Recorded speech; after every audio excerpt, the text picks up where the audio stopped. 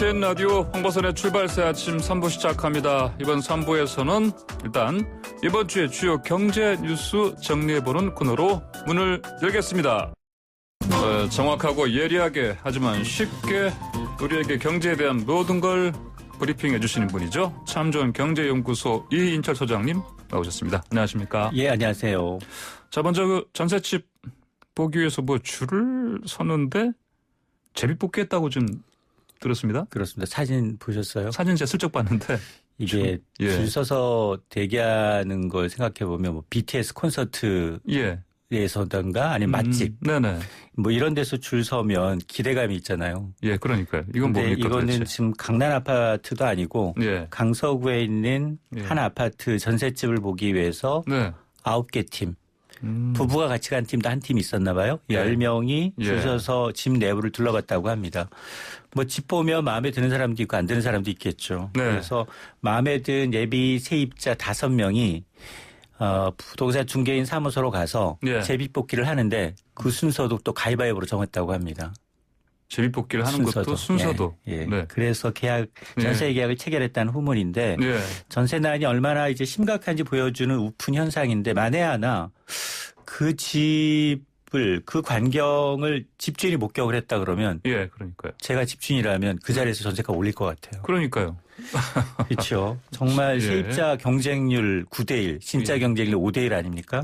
자, 그러다 보니까 이 세입자의 경우에는 울며 겨자 먹기로 계약을 해야 되는 상황인데 전세 거의 뭐 품귀 현상입니다. 그러다 보니까 전셋값도 거의 1년 넘게 오르고 있는데요. 한국감정원이 사실 매주 목요일마다 주간 통계를 내놔요. 그러니까 오늘 나옵니다. 그런데 지난주까지 봤더니 서울 아파트 가격이 주간 기준 67주.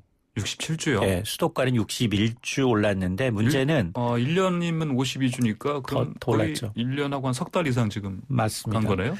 최근 들어서 점점점 상승폭이 더 커지고 있어서 불안감이 게다가 더 확산되고 있습니다. 근데 이렇게 지금 말씀하신 대로 1년 석 달 넘게 67주 연속 상승세 기록하는 이유 뭐로 봐야 되겠습니까?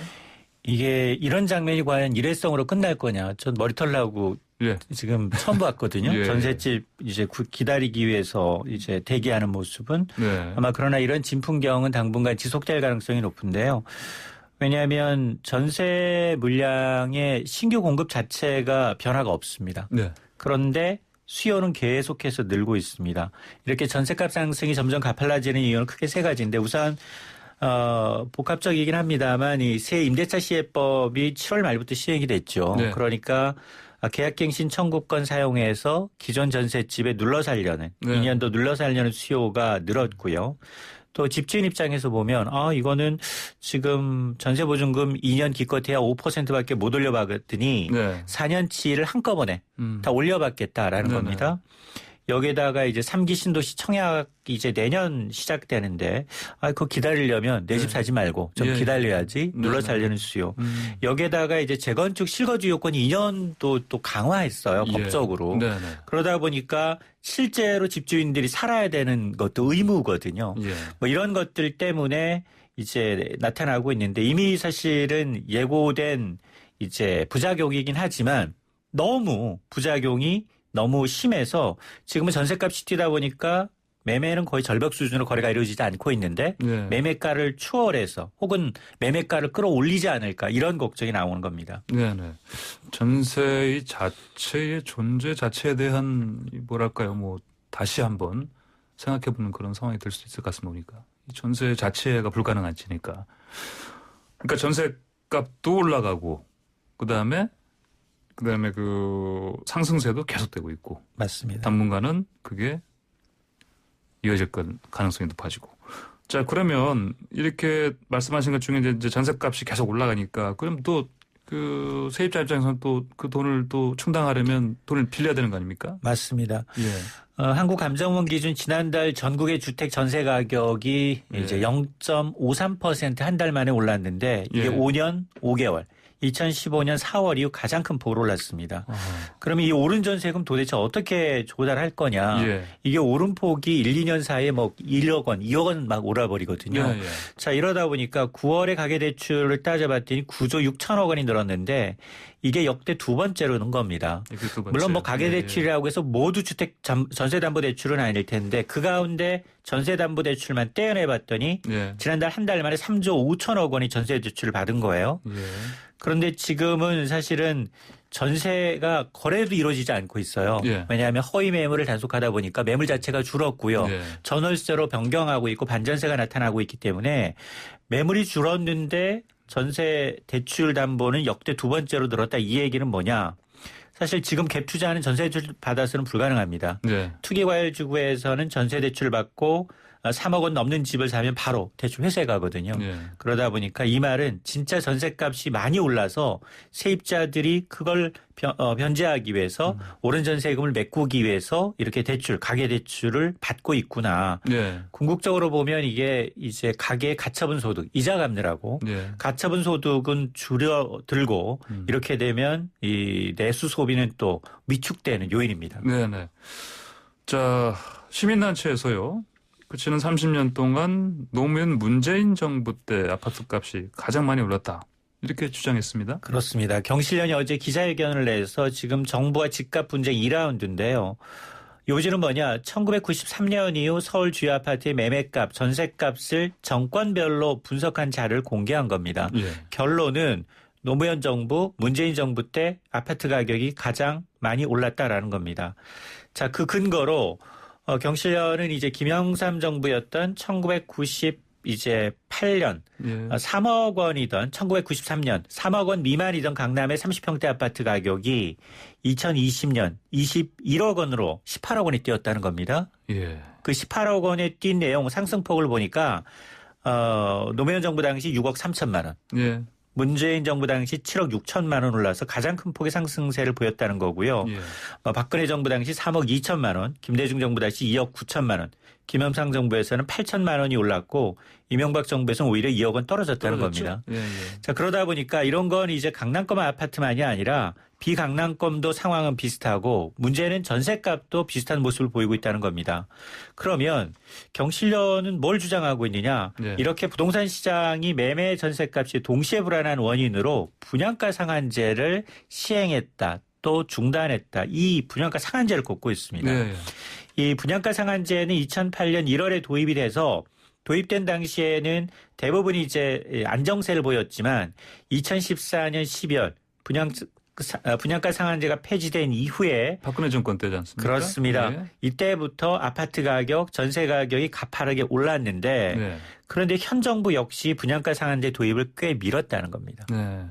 이게 왜냐하면 공공주택에 대해서는 이미 분양가 상한제가 적용이 돼 있었지만 민간주택에 대해서는 지난해 11월 시행하겠습니다. 4년 7개월 만에 부활을 예고했지만 6개월 동안의 뭐 유예 기간이 있었고요. 또 코로나19가 겹치다 보니까 시행 시기가 지난달 말이에요. 9월 말에 민간주택이 이제 대해서 분양가 상한제가 적용이 되고 있는데 이미 버스 떠나는데 손 흔드는 격이다. 그 현 정부 3년 동안 40% 넘게 집값이 올랐기 때문에 지금 시행해도 효과가 크지 않다라는 그러니까 이미 버스 놓친 거네요. 저도 맞습니다. 오늘 아침에 나올 때 버스 놓쳤는데 잘못하면 이제 출근 힘들 뻔했습니다. 하여튼 너무 뒤늦은 분양가 상한제 지금 시행이네요. 자, 지난 7월 말에 시행된 새 임대차 보호법 때문에 홍남기 경제부총리도 전세납니다. 지금 유명한 지금 기사가 됐습니다. 이게 요즘. 맞습니다. 홍남기 경제부총리가 지금 뭐 진퇴양난이에요. 이번 세법 개정안에 가장 큰 부작용을 고스란히 반영된 사례입니다. 왜냐하면 홍남기 경제부총리는 1가구 2주택이에요. 경기도 의왕시에 본인이 집이 있고 또 세종시 분양권을 갖고 있습니다. 공무원이라서 또. 맞습니다. 그래서 1가구 2주택 논란 피하기 위해서 지난 8월이었습니다. 자기 본인 소유의 경기도 의왕시 아파트를 매각을 했어요. 계약이 됐습니다. 9억 2천만 원에 두 달 전에 팔았는데 문제는 2개월이 지났는데 지금 소유권 이전 등기가 마무리되지 않았어요. 네. 그 내막을 들여다봤더니 매매 계약 당시에는 전세 세입자가 집 비워주겠다라고 네. 얘기하다가 집 인근 집값 전세값이 너무 뛰니까 아닙니다. 전세도 없고 갱신계약권 청구하겠습니다. 예, 오히려. 그러면 저는 오히려 눌러 사겠다는 거거든요. 예. 뭐 이렇게 되다 보니까 실주택 매수하신 분이 멘붕이 온 거예요. 예. 자기 자기 매수해서 들어가서 실입주하려고 하는데 네. 현행 법 유권 해석상 등기가 돼 있느냐. 가계약금 10% 받아놓고 등기시켜주진 않잖아요. 예. 자, 그러다 보니까 지금 이러지도 저러지도 못하고 있는 상황이고 또 하나는 전셋집도 난리예요. 지금 서울과 이제 세종시를 오가면서 이제 이 업무를 해야 되니까 네. 마포구에 전셋집을 살고 있습니다. 네. 근데 이게 2년 계약이 내년 1월이에요. 예. 그래서 이제 전세 계약을 좀 따져봤더니 2년 전에 6억 3천만 원에 들어온 아파트가 네. 지금 9억 원이 넘었습니다. 거기도 그렇게 올랐습니다. 예. 그리고 예. 그 단지 내에 매물도 많지가 않아요. 예. 두세 개. 네. 그러다 보니까 아무리 홍 부총리가 연봉이 1억이 넘습니다. 네. 그래도 3억 건 가까이 2년 만에 올려주긴 만만치가 않아요. 그러니까요. 자, 그러다 보니까 지금 매매와 전세에서 모두 바뀐 임대차법 때문에 지금 홍남기 부총리가 네. 모두 가도 못하는 신세고 예. 하물며 이제 이 국회 국정감사에조차도 네. 이에게 확연이 되고 있습니다. 그러니까요. 저 기존에 살던 그 세입자분만 그대로 사실 수가 있고 네, 그 아파트를 사려던 분도 사실은 지금 맞습니다. 등기가 돼야 돼요. 분명히 아마 그분도 아마 저 전세 살던 분이실 텐데. 맞습니다. 이게 돈은 돌아야 네. 되거든요. 예, 네. 근데 매매 계약을 체결했으면 이게 네. 3자가 다 맞게 돌아가야 되는데 그게 네. 안 맞는 거예요, 지금. 네, 다 막혀 있네 보니까. 네. 자, 그러면 이런 상황, 전세값 치솟고 있고 전세 물건도 없고, 그럼 뭐 대책을 당연히 좀 기대를 하는 그런 심리가 좀 높아지고 있는데 뭐 맞습니다. 대책이 나오긴 하겠습니까, 근데? 근데 정부가 어쨌든 예. 이제 이 국정감사에서 홍남기 부총리는 전세시장 안정을 위해서 취할 수 있는 조치를 검토하겠다라고 했어요. 그러면 24번째 부동산 대책은 이제 부동산 시장, 전세시장 안정 대책이 될 텐데 예. 근데 전세시장 안정시키기 위해서는 신규 물량을 공급하는 것 외에는 방법이 없어요. 그러니까요. 자, 그러다 보니까 네. 당장 그러면 꺼낼 수 있는 차선책들이 뭐냐? 대부분 보면 지금 거론되고 있는 전월세 대책이라는 게 실수요자 보호하기 위해서 전세금이 너무 많이 뛰었으니 예. 오른 전세금 대출 더 해주고 그 대출금 받은 것에 대해서는 세액공제 좀 해주다. 네. 이런 방안. 또 하나는 최근에 전세 가격이 매매가를 초월한 아파트가 나오니 깡통주택 방지하기 위해서 전세 보증금에 대한 안전장치를 좀 강화하는 거. 네. 이런 것들이 거론이 되고 있고 또 하나 뭐냐. 실질적으로 그러면 아예 전세값 상승세를 표준 임대료라고 해서 상한 6%를 적용해 버릴까? 아예 막아버리는 걸로. 그렇습니다. 예. 자, 이런 걸 직접적으로 정부가 임대료 기준을 제시하는 것을 이제 검토하고 있는데 그러나 당장 시행보다는 부작용이 워낙 심하기 때문에 네. 내년 6월부터는 전월세 신고제가 시행됩니다. 네네, 아마 그 이후에 도입할 가능성이 높고 또 하나는 신규 지금 2+2잖아요. 예, 예. 새로 신규로 전세를 하면은 상한선 받지 않습니다. 네. 아예 이번 차례 신규 전세를 할 때도 네. 상한선 5%를 아예 통제를 해버릴까? 아, 이런 것까지 지금 법안이 발의된 상태입니다. 그럼 반발도 심할 텐데요. 엄청나죠. 그러니까요. 네. 자, 뭐 다른 소식 볼까요? 그 정부가 저 신혼부부들 젊은 층들 내 집 마련 기회 확대해 준다면서요? 예, 맞습니다. 네. 지금 20, 30대 가장 큰 청약시장의 불만이 뭐냐. 가점 안 되는데 네. 우린 그림의 떡이다. 자꾸 로또 분양하는데 저희는 자기는 로또하고 관계없이 주식시장에 머물러 하느냐. 이런 불만이거든요. 네. 실제로 서울과 수도권의 평균 청약 가점 수십 대 1에서 수백 대 1이 나오는데 60점에서 70점대입니다. 네. 최고 만점 84점 나오는 데도 있거든요. 네. 자, 그러다 보니까 이를 반영해서 지금 정부가 이제 특별 공급 물량을 이제 이런 젊은 사람들한테 기회를 더 많이 주겠다는 겁니다. 네.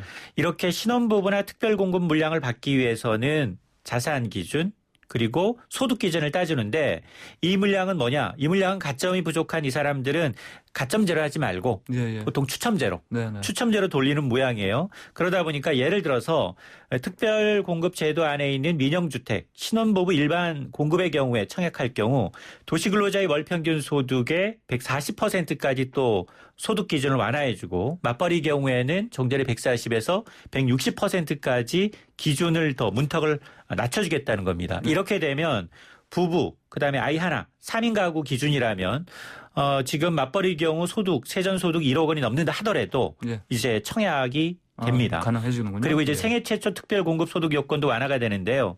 민영주택의 경우 우석 공급분은 지금과 같은 소득 기준 130%를 적용하지만 일반 공급분의 경우에는 종전에 140에서 160%까지 늘려주기로 해서 정부가 이 기준을 내년부터 시행하게 되면 무주택 신혼부부의 경우 네. 10집 가운데 9집, 네. 92%가 네. 특별공급에 청약할 수 있을 것으로 추산을 하고 있습니다. 네, 알겠습니다. 자, 오늘 말씀 여기까지 듣겠습니다. 감사합니다. 네, 고맙습니다. 네, 지금까지 이인철 참좋은 경제연구소장이었습니다.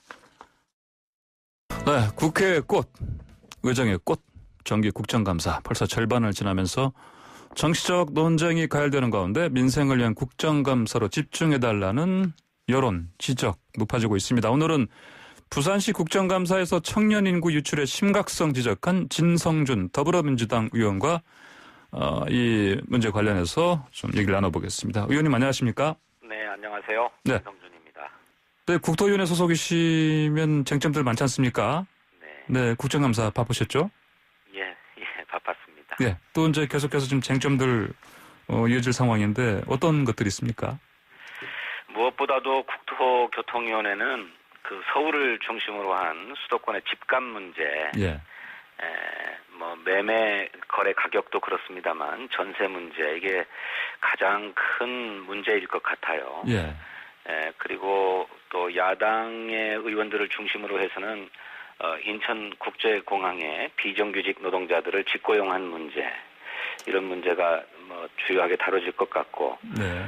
또 서울 수도권에는 인구가 집중되는 반면에 지방은 인구 유출로 몸살을 앓고 있지 않습니까? 예. 이런 심각한 양극화를 어떻게 해결할 것인가 하는 지역 균형 개발 문제 이런 것이 중요한 문제로 다뤄질 거라고 생각합니다. 네, 방금 제가 말씀드린 대로 부산시 국감에서 특히 이제 전국에서 부산시 심각한 인구 유출 겪고 있다 시작하셨습니다.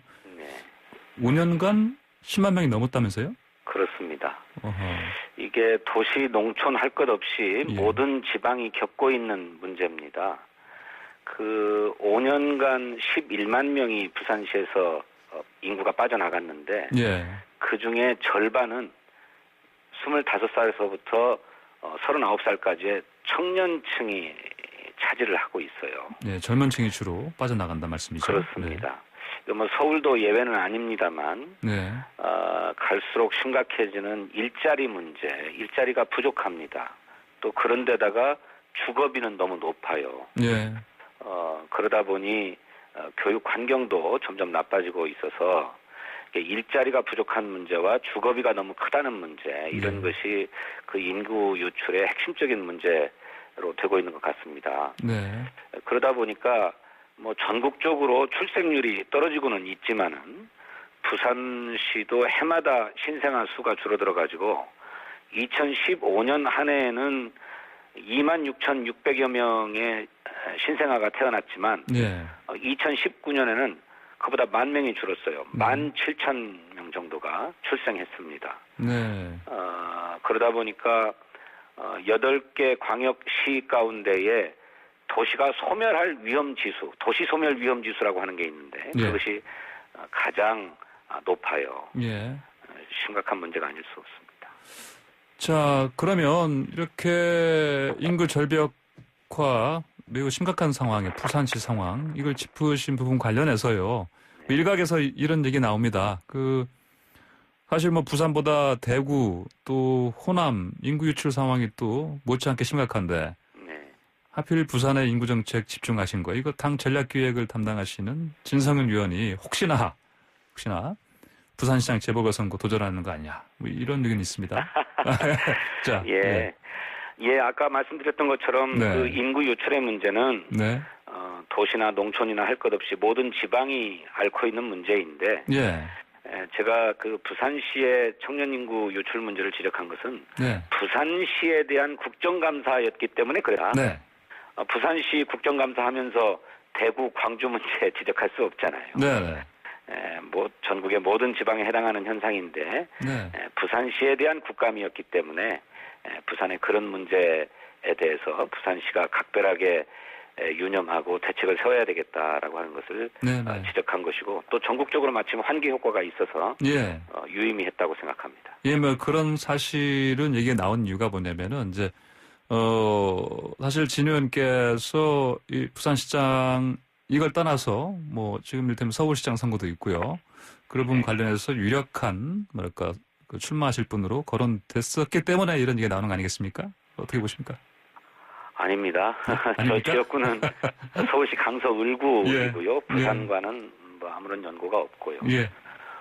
또 서울시도 이제 뭐 재선 의원이 되어가지고 활동을 시작했는데 서울시장에 뭐 도전할 만한 경륜과 비전을 가지고 있지 못합니다. 네, 이제 아무래도 뭐 기획 전략 등이시라 이런 얘기가 나오는 것 같습니다 보니까 왜 그런지는 이해는 가시죠. 예. 그 정치적으로 해석할 문제는 아니라고 생각합니다만. 네, 알겠습니다. 자, 그 부산 국감에서 저 얘기 나왔지 않습니까? 그 김해 신공항보다 가덕 신공항 이게 이제 뭐 소음이나 안전성 면 등에서 더 낫다 이런 말씀하셨는데, 이것 좀 더 자세히 좀 설명 좀 해주십시오. 김해 공항을 확장하겠다라고 하는 것이 국토교통부의 방침입니다만은 그 김해 공항은 공항 주변으로 산이 다 둘러싸고 있어요. 그래서 이것이 비행 안전에 심각한 지장을 초래할 수 있다라고 하는 지적이 계속되어 왔죠. 실제로 2002년도에 중국 민항기가 착륙을 하다가 산에 부딪혀가지고 큰 사고가 나기도 했었습니다. 그런데 가덕도 신공항은 그런 문제 자체가 없어요. 그러니까 비행 안전에 장애물이 전혀 없다는 거죠. 그렇다면 구태여 장애물이 있어서 비행 안전에 위험을 줄 수 있는 김해공항을 확장하는 방안을 채택해야 되는가라고 하는 문제이고 또 김해공항 주변에는 인가가 있어서 소음 피해 문제도 심각하게 제기되고 있습니다. 물론 소음 피해를 크게 줄일 수 있는 대책, 대안을 가지고 있다고는 합니다만 가덕도의 경우에는 소음 피해 문제가 전혀 발생하지 않아요. 또 경우에 따라서는 물동량이 많이 늘어나면 점점 더 공항을 확장해 가야 될 필요가 생길 수도 있는데 김해공항의 경우에는 확장의 여력이 크지 않은 반면에 가덕도를 입지로 선택했을 경우에는 필요에 따라서 얼마든지 확장해 나갈 수도 있는 확장성도 있거든요. 이렇게 김해공항이 뛰어넘을 수 없는 가덕도 신공항만의 입지상의 장점이 있는데 왜 구태여 김해공항을 확장하는 방안을 고집하는가 하는 문제 제기를 했던 것이죠. 그러니까요. 그 방금 말씀하신 것처럼 왜 굳이 국토교통부에서는 그쪽 김해 쪽을 고집하는지 거기에 대해서 사실은 또 부산시의회나 시민단체도 왜 그러냐고 지금 그렇다면은 가덕 신공항이 맞는 건데 하면서 이렇게 이쪽으로 하자 이렇게 촉구하고 있습니다. 이제 수년 전에 입지 타당성 조사 결과를 보게 되면 이제 그 당시에는 가덕도 신공항 입지가 여러 가지 면에서 점수를 높게 받지 못했다고 알고 있습니다. 그런데 이제 변화된 여건이 있다면 그런 점에 있어서도 다시 한번 되짚어봐야 되는 게 아닌가 하는 것이죠. 자, 이제는 서울시 국감도 이제 20일 예정돼 있습니다. 그런데 서울 아파트 입주 계획서 보니까 10대 4명 중 3명이 임대 목적이다 이렇게 나왔다면서요? 그렇습니다. 이게 지금 집에 그러니까 신규 주택을 아무리 많이 공급해도 그 중에 절반 가까이는 실거주 목적으로 사용되는 게 아니라 시세 차익을 노리거나 임대 수익을 노리는 일종의 갭 투자 또 뭐 투기성 수요가 훨씬 큰 상황이거든요. 보도에 보셔서 뭐 모든 국민들이 또 경악합니다만 4개월 된 아기가 20억짜리 강남 아파트를 소유하지 않습니까? 그리고 그중에 10억은 아기가 냈다는 거예요. 도무지 이해할 수가 없는데 이렇게 10대 집 소유자 중에 뭐 한 70%에 이르는 사람들이 임대 목적으로 집을 산다라고 하는 것은 이것은 그 부모가 자녀 이름으로 투기를 벌이는 것이다. 예. 그렇게 생각합니다. 예. 따라서 그 과정에 편법 증여나 세금 탈루 같은 문제는 없는지 꼼꼼하게 들여다봐야 하고, 그러자면 이렇게 투기를 감시할 수 있는 부동산 감독기구가 필요하다는 점을 역설해주는 현상이라고 생각합니다. 예. 자, 다음으로 8.4 부동산 대책 이후에 뭐 집값이 오히려 뭐 계속 오른다거나 또는 전셋값도 지금 1년 3개월 넘게 오르고 있는 상황이다. 이런 이제 정말 걱정스러운 목소리, 그리고 이 전세 구하지 못해서 어려움 겪는 세입자들 목소리가 좀 커지고 있습니다. 지금 상황에서 뭔가 좀 대책이 뭐 물론 아까 이제 이전에 그 경제 관련 소식에서도 알아봤습니다만 진짜 대책들이 나오곤 있습니다만 진짜 그 국민들을 안심시킬 수 있는 그런 대책이 얼른 나와야 되지 않겠습니까? 어떻게 보십니까? 예. 뭐 일부 지역에서는 뭐 서울 수도권에서도 집값이 하락하는 것도 나타나고 있지만 또 특정 지역에서는 뭐 신고가를 갱신하는 거래들도 막 나타나고 있어서 예. 전체적으로는 과도기적인 상황이지만 확실하게 집값이 잡혔다라고 볼 수는 없는 상황이에요. 예. 그런데 여러 가지 그 세제 정책이나 또 대출 규제, 또 공급 정책 이런 것을 통해서 집값을 잡기 위한 노력들은 지속하고 있는데, 많은 전문가들이 지적하는 것처럼 시중에 흘러다니는 돈이 너무 많습니다. 예.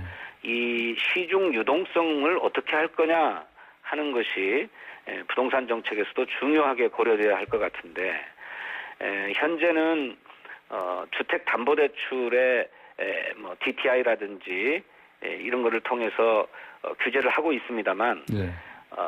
갭 투자의 경우 전세 보증금이나 이 보증금 문제는 대출 총 부채의 대출로 잡고 있지를 않아요. 예. 총 부채의 전세 보증금이나 이 월세 보증금도 부채로 잡아서 뭔가 무분별하게 대출을 받아가지고 갭 투자를 벌이거나 또 어떤 투기를 벌이는 것들은 좀 차단하고 예. 시중 유동성을 부동산이 아니라 주식시장과 같은 건전하고 생산적인 곳으로 유도하는 이런 정책들이 필요하다고 생각합니다. 네. 자, 다른 문제 좀 여쭤보겠습니다. 마지막으로. 민주당 정치개혁 TF팀에서 박덕흠 의원 체소했습니다. 네. 국회 일요일특별위원회에. 자, 이렇게 의원직 제명까지 해야 된다. 이런 얘기 있는데. 필요하다 보십니까? 예. 박덕흠 의원은 네. 공사를 구분하지 못하고 예. 공익과 사익을 분별하지 못해요. 예. 국회의원의 지위와 권한을 이용해서 사적인 이익을 추구하지 않았습니까? 예. 국회의원으로서 자격이 없는 거죠. 네. 우리 헌법과 공직자윤리법, 뭐 국회윤리 강령 등에서 국회의원의 청렴의 의무를 규정하고 있을 뿐만 아니라 네. 양심에 따라서 국가의 이익을 우선해서 일하도록 규정하고 있어요. 예. 근데 국가의 이익을 위해서 일해야 될 사람이 개인의 이익을 위해서 일하고 있었다면 네. 이거야말로 국회의원의 자격을 문제 삼을 수밖에 없는 것 아니겠습니까? 네.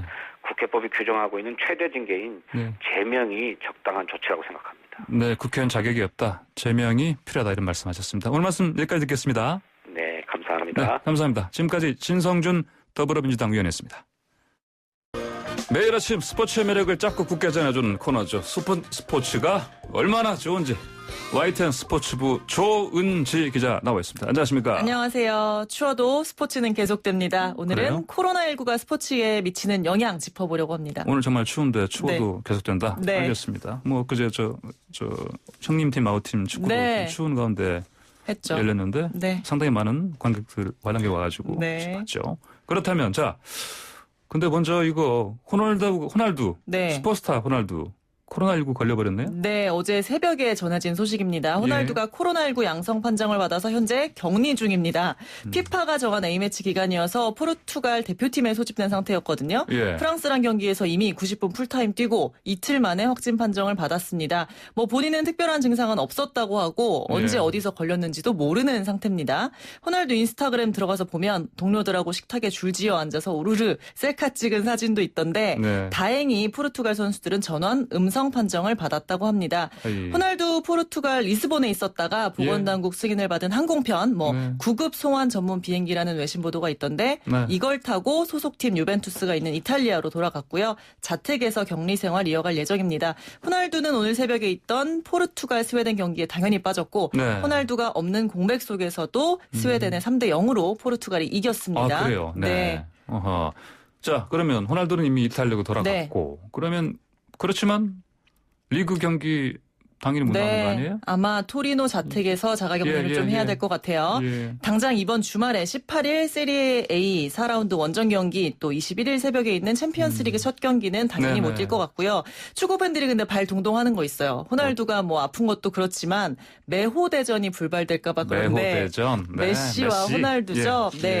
축구판에서 인간계 넘어 신계에 있다 하는 선수가 두 명이잖아요. 메시랑 호날두인데 뭐 그동안 질라탄이다 네이마르 뭐 레반도프스키 등등이 뭐 나도 신계 뭐 건드려 보겠다라고 했었는데 뭐 경기력이나 꾸준함, 인기 뭐 이런 면에서 단연 메시랑 호날두 넘을 수 없잖아요. 뭐 호날두가 레알 마드리드 있을 때는 리그가 같아서 둘이 자주 만나고 격돌도 자주 했었는데 호날두가 이제 이탈리아 가면서 두 선수가 만날 기회가 급격히 줄었습니다. 공교롭게도 올해 꿈의 무대 그러니까 챔피언스리그 조별리그에서 메시의 바르셀로나 또 호날두의 유벤투스가 나란히 G조에 속했어요. 그래서 당장 29일 새벽 5시에 유벤투스 홈인 알리안츠 아레나에서 경기가 있는데 그리고 12월 8일에는 바르샤 안방인 캄프누에 있었거든요. 근데 둘이 챔피언스리그에서 격돌하는 거 2011년 이후 무려 9년 6개월 만인데 이게 불발될까 봐 축구팬들 마음 졸이고 있어요. 호날두가 나오더라도 최상의 경기력이 아마 아니지 않겠습니까? 그래서 김이 빠진 건 사실이고요. 참고로 역대 챔피언스리그 맞대결에서는 메시가 16승 9무 10패로 조금 앞서 있습니다. 네, 그렇군요.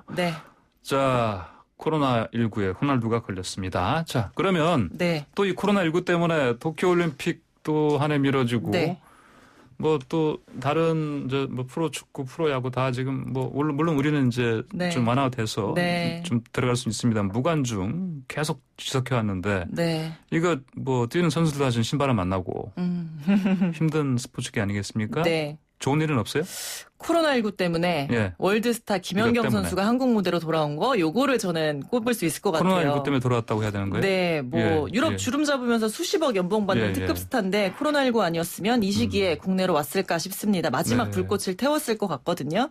근데 몸값 깎아가면서 안정적이고 안전한 또 도쿄올림픽 준비를 위해서 국가대표 수집도 잘할 수 있는 한국으로 왔습니다. 3억 5천만 원 연봉이에요. 김연경 선수에겐 헐값입니다. 11년 만에 국내 무대 들어왔는데 프로 배구 당장 이번 주 주말에 개막을 합니다.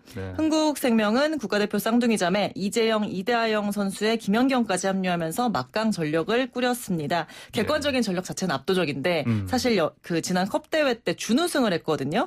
짧은 뭐 이벤트성 경기라서 그랬다 뭐 이런 얘기도 있지만 꾸준함이 필요한 정규리그에서는 아무래도 흥국생명이 좀 강하지 않을까 싶긴 한데 어차피 우승은 흥국생명, 어우흥이라는 시선에서 좀 자유로워야 될 것 같아요. 부담감을 내려놔야 될 것 같고요. 배구는 말씀드린 대로 17일에 무관중으로 일단 개막하고 흥국생명 김연경 선수가 나오는 첫 경기는 21일에 있습니다. 슈퍼스타를 볼 수 있는 프로 배구 개막하면 참 좋겠네. 근데 농구도 지금 봐야 되지 않습니까? 네, 농구는 이미 지난주에 개막을 했습니다. 농구 선수 끝판왕들이 있는 데는 NBA잖아요. 꿈의 무대. 근데 NBA 출신 외국인 선수가 올해 국내 무대에 무려 8명이나 뜁니다. 팀당 2명씩 총 20명이 원래 외국인 선수가 뛰는데 그중에 8명이 NBA 출신이에요. 역시 뭐 이제 유럽 그 리그가 제대로 코로나 때문에 활성화되지가 못해서 그리고 또 리그가 지난 코로나 때문에 급히 지난 시즌에 문을 닫으면서 급여를 안 주거나 미뤄지거나 뭐 이런 일이 잦았다고 해요. 그래서 유럽에서 충분히 활약할 선수들이 안전하고 또 월급도 밀리지 않는 한국 무대를 두드린 건데 경력도 화려하고 나이도 상대적으로 어려서 기대가 됩니다. 코로나 안전한 한국으로 다들 오는군요. 안전한지 요새는 잘 모르겠는데. 우리한테 잘 됐습니다. 오늘 스포츠 소식 잘 들었습니다. 감사합니다. 감사합니다. 지금까지 조은지 YTN 스포츠 기자였습니다. 라디오 청취율 조사 기간입니다. 조사 전화 02번 시작하는 전화 걸려오면 YTN 라디오 황보선의 출발 새 아침 잘 듣고 있다고 말씀해 주시면 감사하겠습니다. 샵 0945로 여러분의 청취 소감들 보내주시면요. 샵 0945입니다. 추첨을 통해서 커피 쿠폰 선물로 드립니다. 자, YTN 라디오 황보선의 출발새 아침 3부 수산 여기서 마치고요. 잠시 후 4부로 돌아오겠습니다. 2020년 10월에 황보선의 출발새 아침이 차이를 인정하고 차별을 넘어선다는 타이틀의 월간 기획을 준비했습니다. 매주 목요일 역사 속에서 그 해답을 찾아보겠습니다. 역사 사적인 아침 코너에서 국사편찬위원회 정대훈 편사연구사와 함께 생각해 보겠습니다. 안녕하십니까? 네, 안녕하세요. 자, 사적인 아침, 역사적인 아침입니다. 시간은 개편을 맞아서 차이를 인정하고 차별을 넘어선다는 제목의 특집 꾸며보고 있는데 오늘 두 번째 시간입니다. 네. 오늘은 다윈의 진화론에 대해서 팩트체크 하신다고요? 네, 오늘 이야기는 영국의 학자죠. 찰스 다윈에 대한 이야기로 준비해봤습니다. 찰스 다윈이면 종의 기원, 책으로 유명한 분 아닙니까? 네, 학교 다니실 적에 찰스 다윈, 종의 기원, 그냥 외웠죠. 진화론 이렇게 많이들 배웠는데요. 그 내용들도 대부분 다 잘 알고 계시죠. 그러니까 생명이란 것이 태초에는 아주 단순한 단세포 생물이었지만 그것이 점차 진화를 거듭해서 지금처럼 아주 다양한 모습으로 나타날 수 있었다. 이런 이론입니다. 그 이전까지는 생명이라는 것이 진화를 하는 것이 아니라 신이나 그런 절대자 같은 존재가 지금의 모습으로 처음부터 만들어놨다. 이렇게 생각을 했다고 하잖아요. 그런데 어떤 생물이 같은 인간이라고 하더라도 세대와 세대를 거듭할수록 변화가 누적이 돼서 오랜 시간에 걸쳐서 변화한다. 그런 이론이지 않습니까? 우리가 상식적으로도 굉장히 잘 알고 있는 겁니다. 그리고 그 진화론을 대표하는 학자가 찰스 다윈이고요. 이 진화론이라는 말을 영어로 이제 표기할 때도 다윈이즘, 그러니까 다윈주의라고도 쓰잖아요. 그 말인즉슨 영어권에서도 다윈의 사상이 곧 진화론이다. 이렇게 인정받고 있다. 이렇게 얘기할 수 있겠죠. 근데 아까 초반에 말씀하신 것처럼 이런 상식 우리가 알고 있는 진화론 여기에 우리가 잘못 알고 있는 게 그럼 있겠다? 그래서 팩트체크 하시겠다? 말씀하시지 않습니까? 그렇습니다. 과학사를 연구하신 분들이 이제 얘기하시는 찰스 다윈과 종의 기원에 대해서 팩트체크할 것이 있는데요. 그 전에 그걸 이야기하기 위해서 다른 이야기를 좀 먼저 해볼게요. 먼저 다윈의 진화론은 기본적으로는 자연 세계에 대한 이야기잖아요. 맞죠? 그런데 이 진화론을 인간 사회를 설명하기 위해서 가끔씩 이용하는 경우도 있습니다. 저희 학교 다닐 때 아주 친한 친구 사이에 가끔 이제 친구들 중에 보면 그런 친구들을 꼭 한 명씩 있는데 몸에 좀 이렇게 채모, 그러니까 털이 좀 많은 이런 친구들 있으면 농담 삼아서 진화가 덜 됐다? 그런 얘기도 하잖아요. 물론 다른 사람의 신체적인 특징을 가지고 얘기하는 게 아주 좋은 얘기는 아닙니다만은 친한 친구 사이에 어디까지나 농담으로는 그런 말을 하기도 했었는데. 저런 얘기도 하셨습니까? 단세포 할 때 이런 아베마 같은 놈 이렇게 하잖아요. 그렇죠. 그런 얘기도 많이 하는데요. 근데 좀 더 확장을 해서 이 진화론을 어떤 국가와 국가 혹은 어떤 문화와 문화 사이를 설명할 때도 이야기를 하잖아요. 어떻게 하냐면 어느 한쪽이 좀 덜 발달했거나 문명이 뒤떨어졌다. 그럴 때 진화가 덜 됐다. 이런 얘기들을 하면서 이런 비슷한 사고들을 하죠. 그러니까 진화가 더 되고 덜 되고가 어떤 좋고 나쁨, 혹은 우수함과 열등함 이런 게 정해져 있다. 그렇게 보는 생각인 거죠. 이거는 조금 더 밀어붙이면 더 우수하고 우등한 문화를 가진 어떤 사람이 좀 더 열등하고 덜 문명화되어 있는 인간을 차별하고 지배하는 것은 당연하다. 왜냐하면 진화론을 통해서 볼 때 이것이 곧 자연의 규칙이니까. 그러니까 이런 식의 생각으로도 이어질 수가 있습니다. 사실은 이런 것들이 과거에 제국주의 국가들이 식민 지배를 정당화할 때 썼던 논리이기도 합니다. 그런데 실제로 이 진화론을 연구하시는 분들 말씀을 들어보면 진화론은 그렇게 좋고 나쁨, 우수함과 열등함을 나누는 이론이 아니라고 합니다. 그래요? 그러니까 우리가 진화라고 하면 왠지 그 느낌상 단어가 더 나아진다. 더 좋아진다. 이런 뜻이 있는 것처럼 느껴지잖아요. 하지만 진화는 실제로는 그런 뜻이 아니라고 이야기를 합니다. 예를 들어서 스티븐 제이 골드라고 하는 어떤 진화론 연구자에 따르면 이런 말을 하시는데요. 진화는 진보가 아니라 다양성의 증가다라고 이야기를. 증가요? 네네. 그러니까 진화라는 거는 각각의 생명들이 자신에게 주어져 있는 다양한 자연 환경에 대해서 적응하는 과정이라는 겁니다. 그러니까 주어진 환경에 적응하는 방식도 하나만 있는 거는 아니지 않습니까? 뭐 예를 들어서 뭐가 있을까요? 추운 날씨에 적응해야 된다라고 한다면 그 방식은 여러 가지가 있을 수도 있죠. 뭐 털을 기른다라든지, 뭐 피하 지방을 두껍게 한다든지, 혹은 뭐 신진대사를 좀 조절한다든지, 그러니까 이런 방식, 여러 방식으로 적응을 할 수가 있거든요. 그러니까 그 안에서 뭐가 더 낫다, 나쁘다라고 말할 수는 없는 거고요. 그냥 서로 다른 적응의 방식, 뭐 그런 차이만 있을 뿐이라고 이해할 수 있는 거죠. 우리 다윈의 진화론 얘기도 이게 또 영어로 하면 뭐 또 에볼루션 이런 얘기 있지 않습니까? 네, 그렇습니다. 바로 여기서 팩트 체크가 이제 들어가는 겁니다. 시중에 가셔서 다윈의 진화론을 정리한 책이라고 하는 종의 기원을 시중에 책을 사서 한번 보시면 아마 상당히 높은 확률로 진화라는 단어가 안 나올 겁니다. 안 나와요. 물론 나오는 경우도 있긴 있는데요. 어떤 책에서는 진화라는 표현이 전혀 등장하진 않습니다. 왜 그럴까? 요거를 알기 위해서는 또 다윈의 시대로 시간 여행을 좀 해봐야 되는데요. 다윈이 종의 기원을 처음 출판을 하고 이게 한 번만 낸 게 아니고요.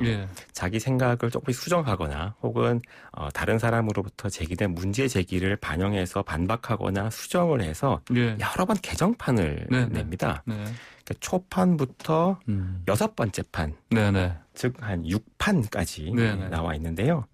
그중에 6판을 제외한 5판까지는 진화라는 단어가 단 한 번도 나오지도 않아요? 네, 전혀 나오지 않고요. 대신 초판 같은 경우에는 이것은 한국어 번역본에서는 변화를 동반한 계승이라고 번역을 했습니다. 진화가 아니고요. 그러니까 진화의 원래 의미는 뭔가가 더 나아지는 것이 아니라 변화가 다음 세대에 전달되고 그것이 누적되는 과정이다라는 의미가 거기에 들어있는 것이죠. 그러면 이게 이제 자연계와 인간계는 서로 간 차이가 있을 뿐이다. 우열이 있는 거 아니다. 이런 쪽으로 우리가 결론을 낼 수 있는 겁니까? 그렇습니다. 그래서 최근에 이제 종의 기원 번역본이 여러 판본으로 국내에도 소개가 되어 있는데요. 이 사상사를 연구하시는 이제 연구자들에 따르면 다른 국가나 문화를 좀 무력으로 정복하고 지배하려고 했던 제국주의자들이 이 진화론을 억지로 끌어다가 자기 행동을 정당화시킨 거다. 이렇게 보는 겁니다. 그러니까 진화론의 본래 생각과는 동떨어져 있는 해석이라는 거죠. 이제 그런 것들을 이제 흔히 사회 진화론이다. 이렇게 표현을 합니다.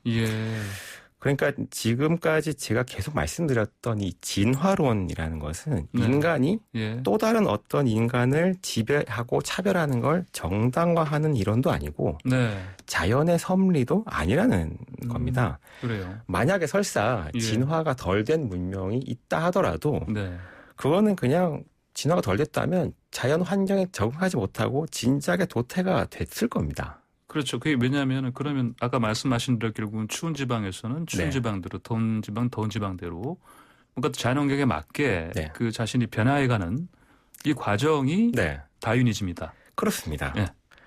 그러니까 모든 인간 사회는 각자 주어진 환경에 맞는 방식으로 살아가고 있다는 겁니다. 그러니까 그 안에 어떤 뭐 차별이나 뭐 우열이 있을 수가 없다라는 겁니다.